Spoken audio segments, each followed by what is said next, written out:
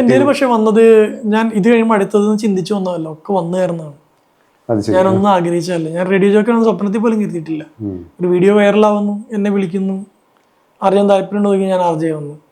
ആദ്യം കുറച്ച് ബ്ലോഗുകൾ വെറുതെ എഴുതി നോക്കി, ഒരു പുസ്തകമാക്കാന്ന് ചിന്തിക്കുന്നു, പുസ്തകമാവുന്നു. അത് ബെസ്റ്റ്സെല്ലറായി. ആഗ്രഹിച്ചതല്ല.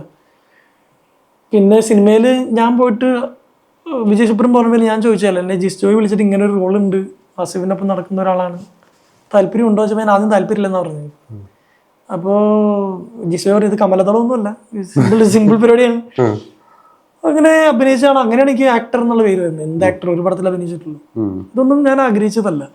ഇപ്പോൾ പറഞ്ഞ എക്സാമ്പിൾ കൊടിമുടികൾ കീഴടക്കുക, ഇപ്പോൾ എവറസ്റ്റ് കീഴടക്കിയ ആൾക്ക് പിന്നെ കിളിമഞ്ചാറോ ഉണ്ട്, അല്ലെങ്കിൽ ചിലപ്പോൾ കാരകോറൻ 2 ഉണ്ടാവും, ദനാലി ഉണ്ടാവും, ഇഷ്ടംപോലെ മലകളിങ്ങനെ കിടക്കുക അല്ലേ. അത് കീഴടക്കാൻ ആഗ്രഹമുള്ള ഒരാളുടെ നേച്ചറാണ്. അയാൾ അങ്ങനെ തന്നെയായിരുന്നു. ഞാൻ അങ്ങനെ ആളുടെ പുസ്തകം ഇപ്പോൾ വായിച്ചോളൂ.